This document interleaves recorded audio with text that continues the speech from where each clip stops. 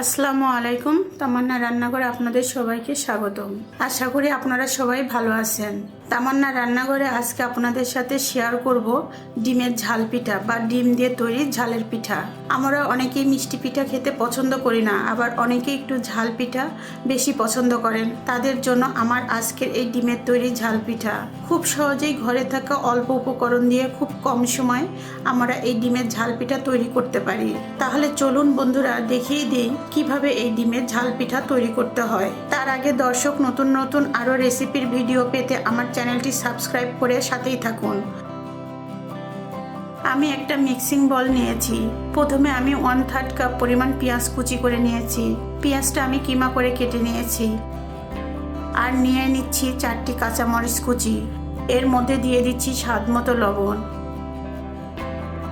এখন এই উপকরণগুলো ভালো করে মুথে মাখিয়ে নিব।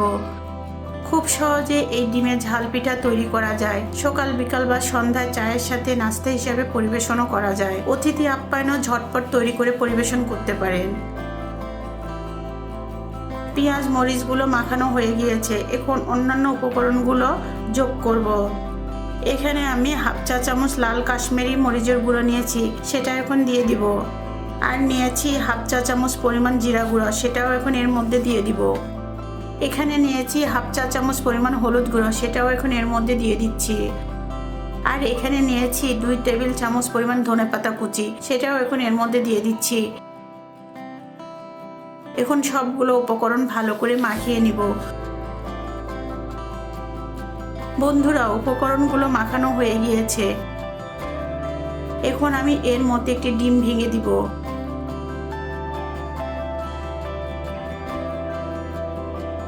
এবার উপকরণগুলোর সাথে ডিম ভালো করে মিশিয়ে নিব। ডিম মেশানো হয়ে গিয়েছে। এখন এর মধ্যে চালের গুঁড়া যোগ করব।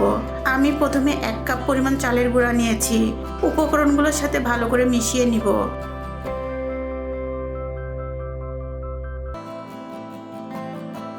আমি আরও 1/4 কাপ পরিমাণ চালের গুঁড়া যোগ করব। ভালো করে মিশিয়ে নিব। আর এর মধ্যে 1/2 চা চামচ পরিমাণ বেকিং পাউডার দিয়ে দিচ্ছি। আর দিয়ে দিচ্ছি 1/4 চা চামচ পরিমাণ কালো জিরা। আপনারা ইচ্ছা করলে মিষ্টি সস বা মৌরিও ব্যবহার করতে পারেন। আমি ধনেপাতা ব্যবহার করেছি, আপনারা পুদিনা পাতাও ব্যবহার করতে পারেন। এখন আমি অল্প অল্প করে পানি যোগ করব। একটা নির্দিষ্ট ঘনত্বে আমি এই ব্যাটারটা তৈরি করব। আমি আর একটু পানি যোগ করব। বন্ধুরা, আমার ডিম দিয়ে তৈরি ঝাল পিঠার ব্যাটার তৈরি করা হয়ে গিয়েছে। দেখুন বন্ধুরা, এই ঘনত্বে আমি ব্যাটারটা তৈরি করে নিয়েছি। আমি এখন 10 মিনিটের জন্য ঢাকনা দিয়ে ব্যাটারটা ঢেকে রাখব। 10 মিনিটের জন্য ঢাকনা দিয়ে ঢেকে দিচ্ছি। বন্ধুরা, আমি 10 মিনিট পরে ফিরে আসলাম। দেখুন আমার ডিম দিয়ে তৈরি ঝাল পিঠার ব্যাটারটা সেট হয়ে গিয়েছে। আমি একটু নেড়েচেড়ে দেখিয়ে দিচ্ছি। আমি এখন দ্বিতীয় স্টেপটা আপনাদের দেখিয়ে দিব। আমি একটি ফ্রাই প্যানে ডুবো তেলে ভাজার পরিমাণ তেলটা গরম করে নিয়েছি। আমি এভাবে মেজারমেন্ট কাপ দিয়ে ব্যাটারটা তেলের মধ্যে দিয়ে দিব, তাহলে সব পিঠে একই মাপের হবে।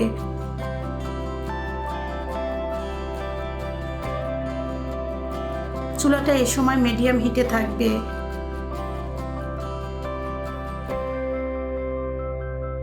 আমি এভাবে তেলটা একটু নাড়তে থাকবো, তাহলে পিঠাটা তুপতুপে হয়ে ফুলে উঠবে। তবে পাকান পিঠার মতো এইভাবে ফুলবে না। তারপরও দেখুন কি পরিমাণ ফুলে উঠেছে।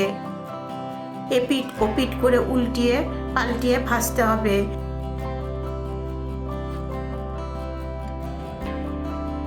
এটা ভাজা হতে হতে আমি পাশে আরেকটা পিঠা দিয়ে দিচ্ছি।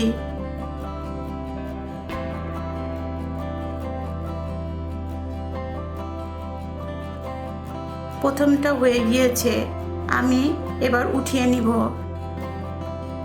একইভাবে আমি সব পিঠা ভেজে নিব। বন্ধুরা, ডিম দিয়ে তৈরি ঝাল পিঠা পরিবেশনের জন্য একদম রেডি হয়ে গিয়েছে। দেখেন কত সুন্দর হয়েছে। খুব সহজে অল্প সময় এই ডিমের ঝাল পিঠা তৈরি করা যায়। সকালে বা বিকালে নাস্তা হিসাবে চায়ের সাথে অসাধারণ লাগে। আমি আপনাদের একটা ভেঙে দেখিয়ে দিচ্ছি। দেখুন ভিতরটা কত সুন্দর হয়েছে। আমার এই রেসিপিটি যদি ভালো লাগে তাহলে অবশ্যই বাসায় ট্রাই করবেন। কেমন লাগলো আমাকে কমেন্ট করে জানাবেন। আর আমার চ্যানেলটি অবশ্যই সাবস্ক্রাইব করবেন। ভিডিওটি লাইক ও বন্ধুদের সাথে শেয়ার করবেন। পরবর্তী ভিডিও নোটিফিকেশন পাওয়ার জন্য বেল বাটনে ক্লিক করবেন। আপনারা সবাই ভালো থাকবেন। আল্লাহ হাফেজ।